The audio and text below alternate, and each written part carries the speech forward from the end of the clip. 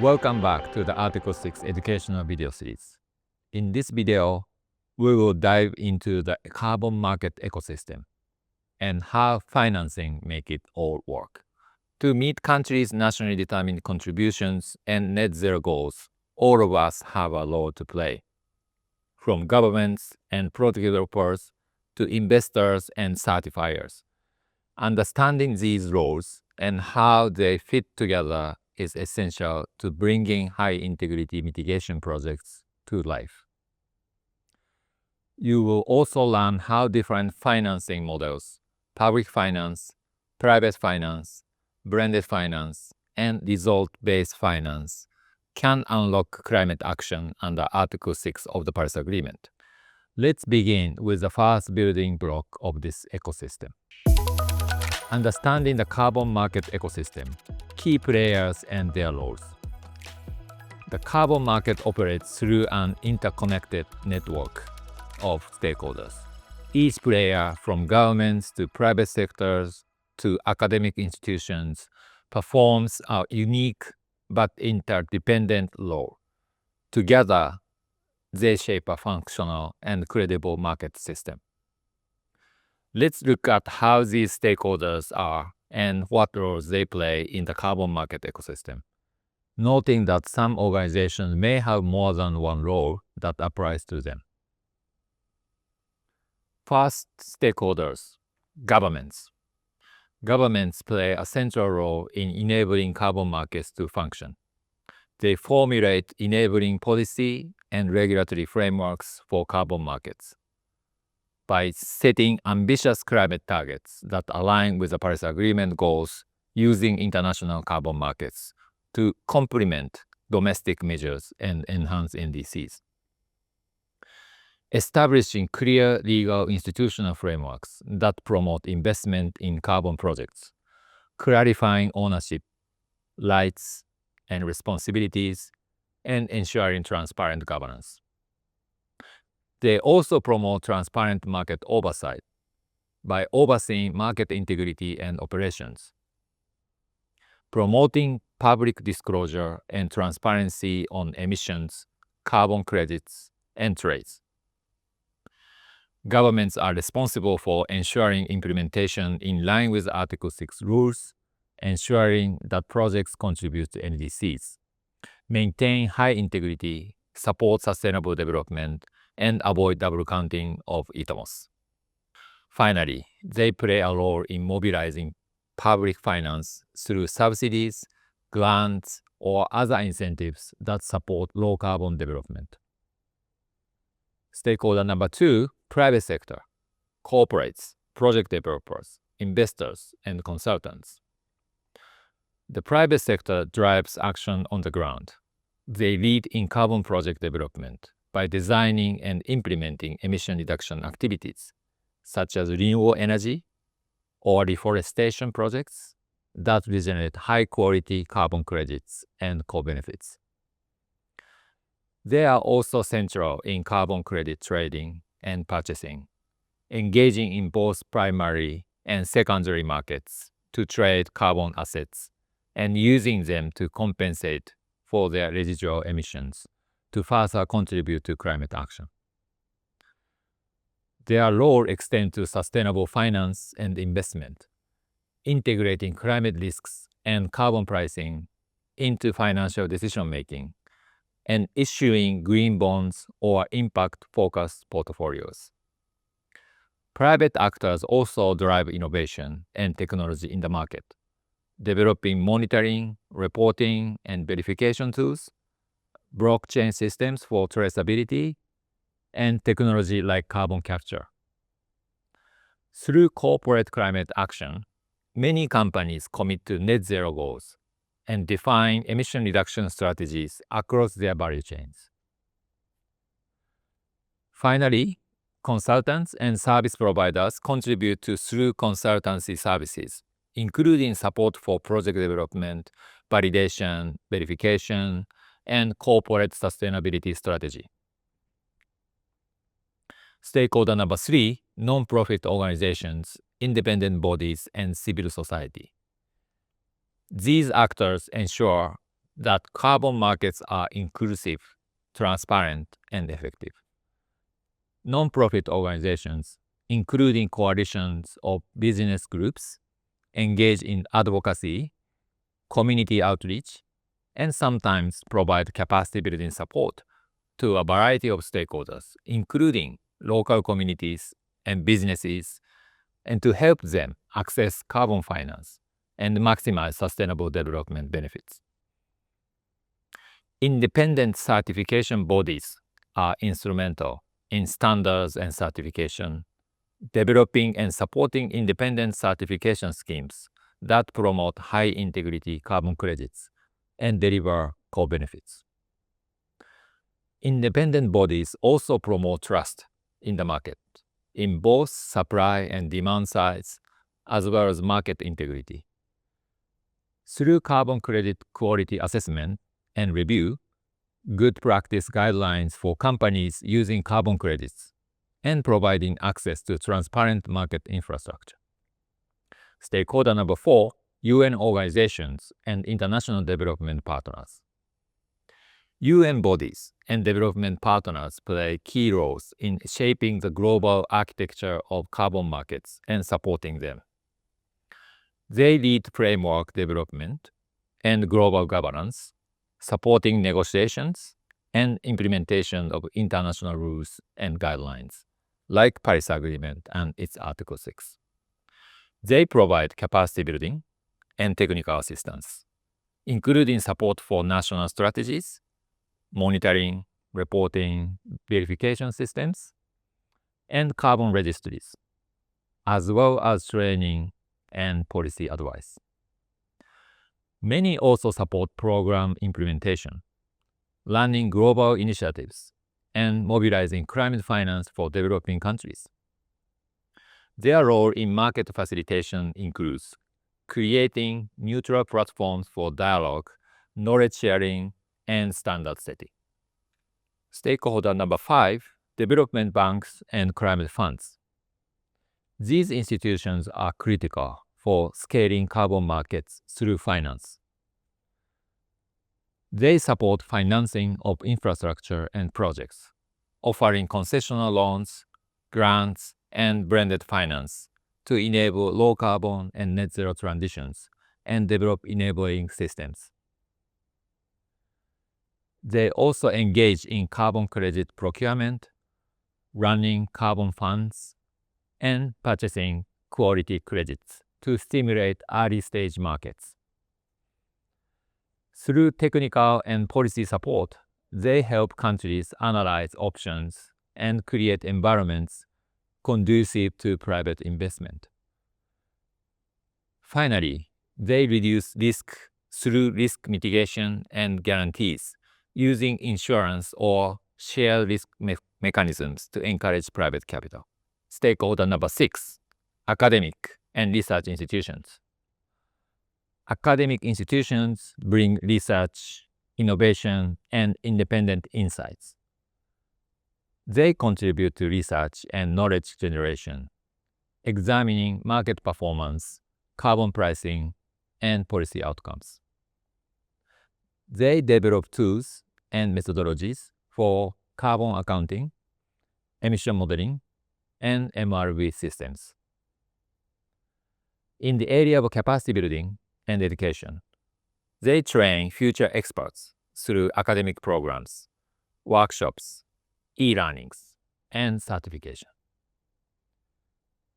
They also support independent evaluation and monitoring, providing third-party assessments of project impacts and market integrity.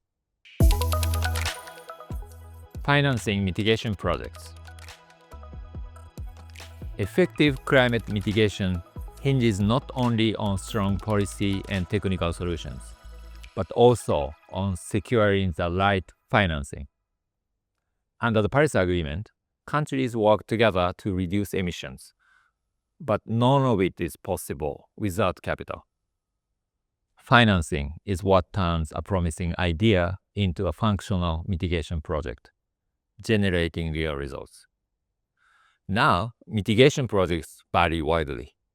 Some are massive renewable energy installations, Others are smaller community-led programs. That means one-size-fits-all financing doesn't work. Instead, mix of financing model is needed, depending on the project scale, risks, and development context. Let's look at the 5 main financing pathways that support mitigation efforts. Number 1, public finance. Governments and donor agencies often provide early-stage capital through grants, subsidies, and concessional loans. These funds help cover design costs, reduce risk, and attract private investors later on. Key public finance instruments include direct support from the government, such as national subsidy schemes, multilateral development banks like the World Bank and Asian Development Bank, which offer concessional loans and technical support. The Green Climate Fund, which provides grants and concessional financing to developing countries. And official development assistance, which can offer valuable technical and financial help. Number 2, private sector finance. Private capital is essential for scaling up climate action. Unlike public funds, private investment is mainly driven by profitability and long-term returns. Private actors, including companies, banks, and institutional investors, support projects through project finance models based on future cash flows, such as power purchase agreements. Carbon credit revenues, especially from monetizing verified emission results from projects. And environment, sustainable, and governance, ESG, or impact investment, where funds are directed towards sustainable, low-carbon, and decarbonized activities. This stream of financing is critical to achieve scale, embed efficiency, and drive innovation in project design and implementation. Number 3, blended finance. Blended finance combines public and private funds to reduce risks and attract commercial investment. It's a powerful tool for unlocking projects that might not otherwise be viable. Blended finance may combine concessional loans or guarantees from multilateral development banks or climate funds to de-risk early investment. And technical assistance grants packaging alongside commercial lending. Blended finance is often used to improve credit ratings for projects, reduce cost of capital, and leveraging private sector investment into high-impact areas. Institutions like Green Climate Fund frequently apply blended finance strategies to scale support for climate activities. Number 4, public-private partnerships, PPPs. PPPs create long-term collaborations between public entities and private developers. They allow governments to leverage private sector capabilities while reducing financial and operational risk. In carbon markets, PPPs may involve governments offering upfront capital, long-term purchase agreements, or credit guarantees. Private partners contributing to technical expertise and capital to design and implement mitigation solutions. These partnerships are especially common in sectors such as renewable energy, public transport, and urban infrastructure. And they are widely used for large-scale public investments, particularly in infrastructure development. PPP models can make it easier to align private incentives with public policy goals. Number 5, results-based climate finance, RBF. RBF is highly compatible with carbon credit projects. In this model, payments are only made once verified emission reductions have been delivered. RBF structures typically include buyers, often governments or funds, agreeing to pay for results through carbon credit purchases. Developers taking on upfront investment risk, but benefiting from guarantees revenue after delivery. This model ensures performance-based accountability, direct linkage to measurable climate outcomes. RBF is already being used in early Article 6.2 transactions and will likely become even more prominent as global demand for verified emission reductions increases. Together, these 5 financing strategies form the foundation of the carbon market ecosystem. They can also be combined to deliver a much bigger impact. With a combination of financial sources in one mitigation activity, it is also important to ensure avoidance of double counting and double claiming of financial contribution and attribution of mitigation impacts. Choosing the right one or the right combination can mean the difference between a project that stays on paper and one that drives real, measurable climate action. Addressing financial barriers of Article 6 projects. Article 6 of the Paris Agreement encourages countries to enhance their climate action through international cooperation. This means supporting mitigation activities that might be difficult to carry out through domestic efforts alone. But even the most promising projects often struggle to get off the ground, mainly because of financing barriers. Common challenges include lack of early-stage capital for feasibility studies, technical design, and stakeholder consultations. Low financial viability, especially for projects that need support to become bankable. And long payback periods, which deter private investors looking for shorter-term returns. Carbon markets and Article 6 specifically help overcome these hurdles by enabling financial value from verified emission reductions. How Article 6 drives financing for mitigation projects. Article 6 of the Paris Agreement doesn't just create rules for transferring emission reductions. It opens up new ways to finance climate action.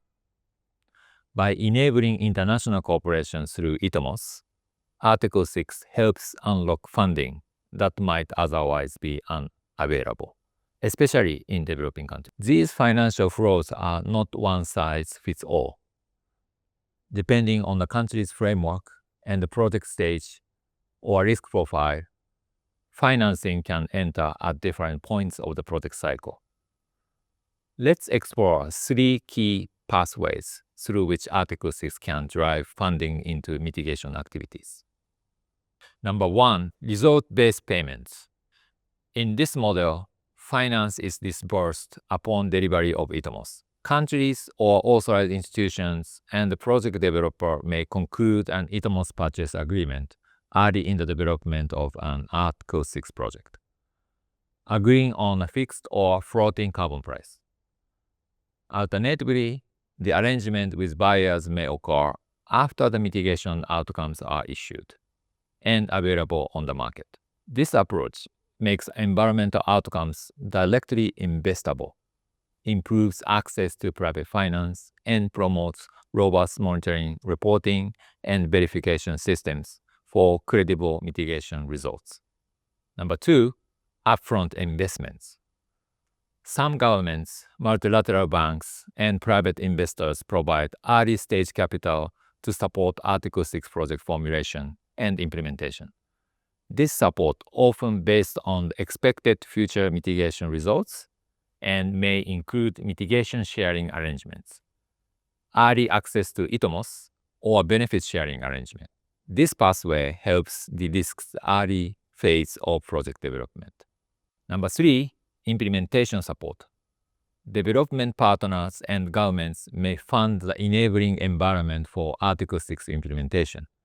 This could include support for feasibility studies, baseline and methodology development, or third-party verification. These investments are essential to help pilot projects meet Article 6 requirements and get off the ground. By offering flexible financing pathways, Article 6 allows countries and project developers to structure deals that reflect their specific needs, while ensuring transparency, integrity, and alignment with the Paris Agreement's climate goals. Real-world examples of financing models. Now that we've explored the actors and financing pathways in the carbon market ecosystem, let's see how this plays out in practice. These two examples show how carefully designed financing models, working with the Article 6 framework, help bring mitigation projects to life. Our first example is a joint credit mechanism, or JCM, project between Japan and Indonesia, aimed at reducing energy use in the retail sector. The project introduced advanced energy-efficient Japanese refrigeration systems into food processing plants and cold storage facilities in Indonesia, significantly reducing electricity use and greenhouse gas emissions. So how was it financed? Japanese government provided subsidies through the JCM project finance scheme, covering up to 50% of the project initial investment cost. This helped reduce risk and enable the deployment of new technologies. Private sector players, including Indonesian retailers and Japanese technology providers, co-finance the remaining installation and operational cost. In addition to financial support, Japanese partners offered technical guidance, monitoring tools, and capacity building for maintenance and local implementation. Emission reductions are verified and shared between Japan and Indonesia under their bilateral agreement, generating carbon credits through the JCM. The result? A 20 to 30% reduction in electricity consumption compared to conventional systems, verified greenhouse gas reductions, and technology transfer and local capacity building that strengthened Indonesia's retail sector. This project clearly demonstrates how public subsidies, blended with private investment and technical cooperation, can create a high-impact climate solution under Article 6. Our second case highlights bilateral Article 6.2 cooperation between Switzerland and Thailand to decarbonize urban transport in Bangkok. The goal? To replace conventional buses with electric buses, reducing emissions and improving air quality in the Bangkok metropolitan area. Here is how the financing worked. Under the Article 6.2 collaboration between Thai and Swiss governments, Switzerland's Quick Foundation entered into an agreement with the activity owner to purchase ITOMOS generated by the activity using results-based financing model. Through a commercial contract, verified emission reductions would be bought at an agreed price, providing a secured revenue stream until 2030. Once the ITOMO financing was secured, the Thai project developer led the investment into electric buses and supporting infrastructure. This included contracting e-bus suppliers, charging service providers, and transport operators, all through private capital and service agreements. The outcomes are already clear. Lower greenhouse gas emissions and air pollutants in one of Southeast Asia's busiest cities, and replicable model for low-carbon public transport made possible by international cooperation and Article 6 finance. These finances bring together everything we've covered so far. Diverse mix of stakeholders, multiple financing channels, both upfront and results-based, and real-world climate impact, backed by transparent accounting and cooperation under Article 6. They show that carbon market projects don't succeed by chance. They succeed because the ecosystem works, and because financing is carefully aligned with each project's risks, timelines, and goals. Financing is the backbone of the carbon market ecosystem. By understanding the interconnected roles of different players and matching the right financing strategy to the project's needs, stakeholders can bring high-quality mitigation outcomes to life under Article 6. Ultimately, success in the carbon market means building partnerships, sharing risks, and aligning investments with long-term climate goals, including NDCs and net zero goals.